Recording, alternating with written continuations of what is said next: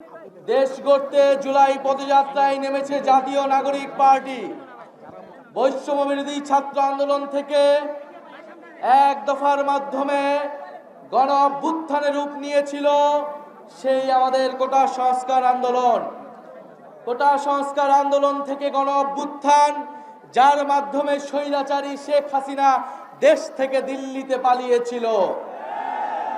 সেই দিল্লিতে শেখ হাসিনা বসে রয়েছে, আওয়ামী লীগের হাজারো সন্ত্রাসীকে দিল্লি আশ্রয় দিয়েছে। কিন্তু এই সীমান্তে, এই শেরপুরের সীমান্তে থেকে প্রতিনিয়ত পুশিন করে বাংলাদেশে জনগণকে ঢুকানোর চেষ্টা করা হচ্ছে। আমরা এই পুশিনের বিরোধিতা করেছি। আমরা ভারত সরকারকে স্পষ্টভাবে বলেছি যে সীমান্তে কোনো হত্যাকাণ্ড আমরা মেনে নেব না, সীমান্তে কোনো পুশিন আমরা মেনে নেব না। প্রিয় সংগ্রামী বন্ধুগণ, আমরা এও বলেছি পুশিন করতে হলে আওয়ামী লীগের সন্ত্রাসীদের পুশিন করুন, শেখ হাসিনাকে পুশিন করুন। আমরা বিচারের মাধ্যমে শেখ হাসিনা সহ আওয়ামী লীগকে কাঠগড়ায় দাঁড়া করাবো। প্রিয় সংগ্রামী শেরপুরবাসী, বিচার সংস্কার এবং নতুন সংবিধানের দাবিতে দেশব্যাপী জুলাই পদযাত্রা হচ্ছে। জুলাই গণ অভ্যুত্থানের 1 বছরের মধ্যেও আমরা এখনো দৃশ্যমান বিচার দেখিনি।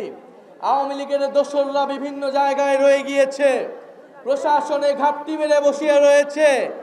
আমরা গোপালগঞ্জে দেখেছি কিভাবে আওয়ামী সন্ত্রাসীরা ছবল মেরে উঠতে চেয়েছিল, কিন্তু আমরা স্পষ্টভাবেই বলেছি গোপালগঞ্জ কেন বাংলাদেশের কোনো জায়গায় মুজিববাদীদের আমরা আর দাঁড় হতে দেব না। যারা এখনো প্রশাসনে, পুলিশে আওয়ামী লীগের দোসর হিসেবে কাজ করছে, আওয়ামী লীগের সন্ত্রাসীদের, আওয়ামী লীগের এমপিদেরকে প্রশ্রয় দিচ্ছে, তাদের বিরুদ্ধে দুর্বার আন্দোলন গড়ে তুলতে হবে। প্রিয় সংগ্রামী শেরপুরবাসী, আমরা জানি এই শেরপুর জীববৈচিত্র্যময় এলাকা। এই শেরপুর প্রতি বছর বন্যায়, পাহাড়ি ঢলে বন্যার কারণে শেরপুরের মানুষ দুঃখ দুর্দশাগ্রস্ত হয়। এই শেরপুরে প্রাকৃতিকভাবে বন রয়েছে, সেই বন উজাড় করার কারণে, খাদ্য সংকটের কারণে হাতি লোকালয়ে চলে আসে। প্রতি বছর হাতির পদদলিত হয়ে বিভিন্ন মানুষ মারা যাচ্ছে। আমাদের শেরপুরে হাসপাতাল থাকলেও চিকিৎসা সেবা নাই, ডক্টর নাই।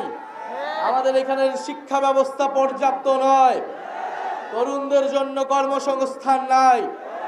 শেখ হাসিনা বাংলাদেশকে বিগত আমলে, আপনারা হয়তো শেখ হাসিনার 30 বছর এই শেরপুর শাসন করেছে আওয়ামী লীগ, কিন্তু শেরপুর প্রকৃত উন্নয়ন পায় নাই। উন্নয়ন পেয়েছে শুধুমাত্র সেই আওয়ামী দোসরেরা, সেই আওয়ামী সন্ত্রাসীরা, যারা দেশের টাকা লুট করে এখনো বিদেশে পলাতক অবস্থায় আছে।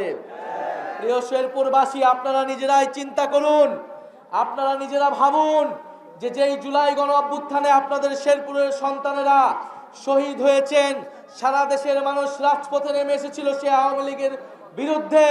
আপনাদের এই শেরপুরের উন্নয়নের জন্য, বাংলাদেশের মানুষের উন্নয়নের জন্য, শেরপুরবাসীর ভাগ্য পরিবর্তনের জন্য জাতীয় নাগরিক পার্টি সেই প্রকৃত উন্নয়নের, সেই সুষম উন্নয়নের রাজনীতি করতে চায়। প্রিয় সংগ্রামী শেরপুরবাসী, দেশব্যাপী সংস্কারের আলাপ আলোচনা চলছে। আমরা বলেছি 5ই আগস্টের মধ্যে যে কোনো মূল্যে জুলাই সনদ ঘোষণা করতে হবে, সাথে জুলাই ঘোষণাপত্র ঘোষণা করতে হবে। ঐক্যমত কমিশন বলেছে 2-3 দিনের মধ্যেই জুলাই সনদের কার্যক্রম নিশ্চিত করা হবে। আমরাও চাই যদি 5ই আগস্টের মধ্যে যদি এটি ঘোষণা করা না হয়, 3রা আগস্ট আমরা ঢাকায় আসছি। ঢাকায় আমরা কিন্তু জুলাই সনদ ঘোষণাপত্র আদায় না করে ঢাকার শহীদ মিনার আমরা ছাড়ব না। জুলাই সনদে আমরা বলেছি যেই কারণে একটি স্বৈরাচারী রাষ্ট্র ব্যবস্থা তৈরি হলো, সেই রাষ্ট্রের সংস্কার করতে হবে, গণতন্ত্র প্রতিষ্ঠা করতে হবে। এক ব্যক্তি কেন্দ্রিক রাষ্ট্র রাখা যাবে না। একটা রাষ্ট্রে শুধু প্রধানমন্ত্রীর কাছেই ক্ষমতা, সেই রাষ্ট্র আমরা পরিবর্তন চাই। এজন্য আমরা বলেছি উচ্চকক্ষ লাগবে, এবং এই উচ্চকক্ষ অবশ্যই পিআর পদ্ধতিতেই হতে হবে। উচ্চকক্ষ পিআর পদ্ধতির মাধ্যমে আমরা এই জুলাই সনদে স্বাক্ষর করতে পারি। যদি মৌলিক সংস্কার না হয়, যদি রাষ্ট্রের গুণগত পরিবর্তন এই জুলাই সনদের মাধ্যমে না নিশ্চিত করা সম্ভব না হয়, তাহলে এই জুলাই সনদে জাতীয় নাগরিক পার্টি সমর্থন দিবে না। আমরা আরো বলতে চাই যে জুলাই সনদের পাশাপাশি জুলাই ঘোষণাপত্র ছাত্র জনতার দাবি ছিল, কিন্তু সরকার বারবার এই দাবিকে উপেক্ষা করেছে। কিন্তু এবার ৩রা আগস্ট সেই দাবি উপেক্ষা করার কোনো সুযোগ আমরা দেব না।